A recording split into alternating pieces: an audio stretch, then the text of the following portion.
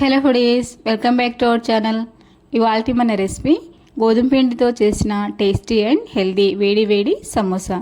బయట దొరికే సమోసాలు మైదా పిండితో చేస్తారు, కానీ ఇలా గోధుమ పిండితో ఒక్కసారి నేను చేసిన విధంగా మీరు సమోసాలు చేసి చూడండి. చాలా క్రిస్పీగా కరకరలాడుతూ వస్తాయి. అలాగే చాలా అంటే చాలా టేస్టీగా కూడా ఉంటాయి. మరి హెల్దీ అండ్ టేస్టీగా ఉండే సమోసాలని ఎలా ప్రిపేర్ చేయాలో ప్రాసెస్లోకి వెళ్ళిపోదాం. ఛానల్ని మొదటిసారి చూస్తున్న వారైతే సబ్స్క్రైబ్ చేసుకోండి. దీనికోసం ఒక మిక్సింగ్ బౌల్లోకి 1 కప్ గోధుమ పిండిని తీసుకొని ఇందులోకి 3 స్పూన్ల వరకు గోరువెచ్చని నూనెని తీసుకోవాలి. గోరువెచ్చని నూనె తీసుకోవడం వల్ల సమోసాలు క్రిస్పీగా వస్తాయి. ఇందులోకి కొద్దిగా సాల్ట్ని యాడ్ చేసుకోవాలి. సాల్ట్ చూసి వేసుకోండి. తర్వాత మనం స్టఫ్లోకి కూడా సాల్ట్ వేసుకుంటాం కాబట్టి చూసుకొని తక్కువగా వేసుకొని ఇలా నూనె ఉప్పు వేసిన తర్వాత కలుపుకుంటే పిండి ఇలా ముద్ద వచ్చేలాగా ఉండాలి.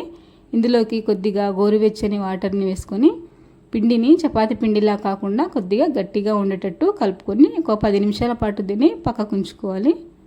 సమోసాలోకి స్టఫింగ్ని ప్రిపేర్ చేద్దాం. స్టవ్ మీద కడాయి పెట్టి అందులోకి 1 టేబుల్ స్పూన్ ఆయిల్, జీరా, అలాగే 2 పచ్చిమిర్చిలను సన్నగా తరిగి వేసుకొని సన్నగా తరిగిన 1 కప్పు ఉల్లిపాయలను కూడా యాడ్ చేసుకొని కొద్దిగా అల్లం వెల్లుల్లి పేస్ట్, కొద్దిగా సాల్ట్, 1 స్పూన్ కారపొడి, కొద్దిగా ధనియా జీరా పౌడర్ని వేసుకోవాలి. ఇందులో మీకు కావాల్సి చాట్ మసాలాని, గరం మసాలాని కూడా యాడ్ చేసుకోవచ్చు.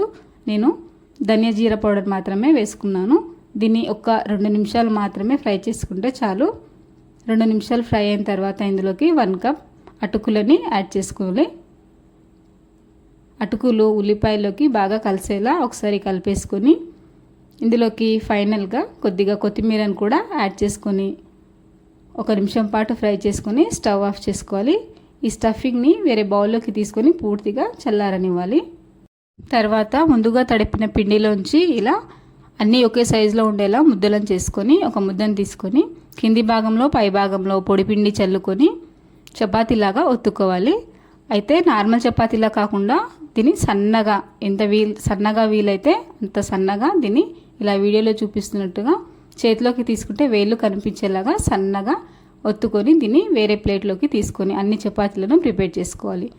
తర్వాత పెనంని హీట్ చేసుకొని చపాతీ వేసిన తర్వాత ఒక 1/2 నిమిషం కూడా ఉంచకుండా వెంటనే టర్న్ చేసుకోవాలి. దీన్ని కూడా వెంటనే టర్న్ చేసుకొని అటు ఇటు పూర్తి ఒక 1/2 నిమిషం లోపే అటు ఇటు కూడా రోస్ట్ చేసుకొని ఇలా అన్ని చపాతీలను కూడా రోస్ట్ చేసుకొని సైడ్కి ఉంచుకోవాలి. ఈ రోస్ట్ చేసిన చపాతీలని వీడియోలో చూపిస్తున్నట్టుగా సైడ్కి ఎడ్జెస్ కట్ చేసి స్క్వేర్ షేప్లో వచ్చేటట్టుగా కట్ చేసుకొని ఈ స్క్వేర్ షేప్ని కూడా హాఫ్కి కట్ చేసి సమోసా షీట్స్ని ప్రిపేర్ చేసుకోవాలి. ఈ విధంగా అన్ని చపాతీలను కూడా సమోసా షీట్స్గా ప్రిపేర్ చేసుకొని పక్కకు ఉంచుకొని సైడ్కి కట్ చేసిన ఎడ్జెస్ని కూడా చిన్న ముక్కలుగా ఇలా కట్ చేసి నూనెలో డీప్ ఫ్రై చేసుకొని చిప్స్ లాగా తీసుకోవచ్చు.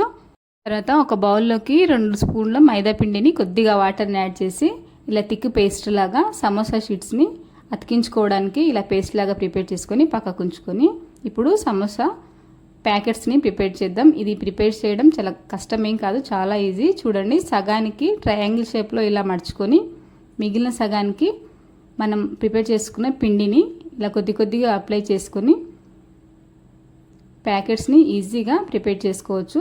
ఒకసారి చూస్తే అర్థం కాకపోతే వీడియోని ఇంకొకసారి వెనక్కి జరిపి చూడండి.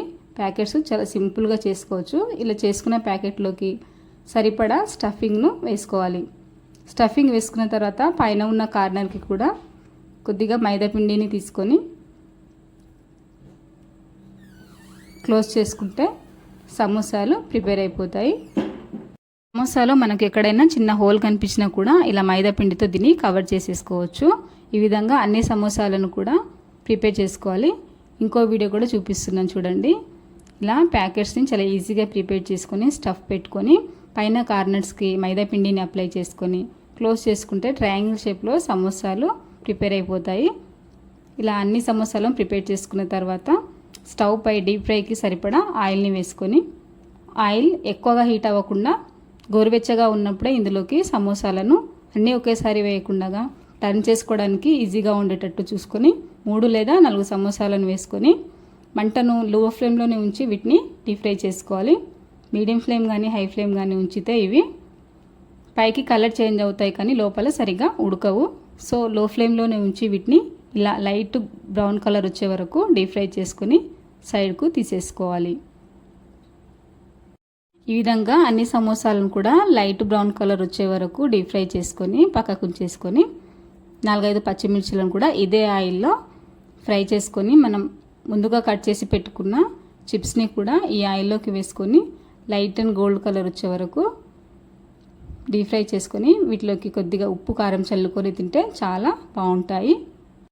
ఇంతేనండి ప్రాసెస్. ఈ విధంగా చేసుకుంటే వేడివేడి సమోసాలు రెడీ. చెప్పాలంటే ఇది నిజంగా చాలా స్పెషల్ రెసిపీ అండి. పిల్లలకు ఏమాత్రం ఆలోచించకుండా ఈ గోధుమ పిండితో చేసిన సమోసాలను చేసి పెట్టవచ్చు. సో మీరు ఈ సమోసాలని తప్పకుండా ట్రై చేయండి. ట్రై చేశాక ఎలా వచ్చాయో నాతో కామెంట్లో షేర్ చేసుకోండి. వీడియో నచ్చితే ఒక లైక్ చేయండి, అలాగే షేర్ చేయండి. ఛానల్ని సబ్స్క్రైబ్ చేసుకోండి. Thank you for watching.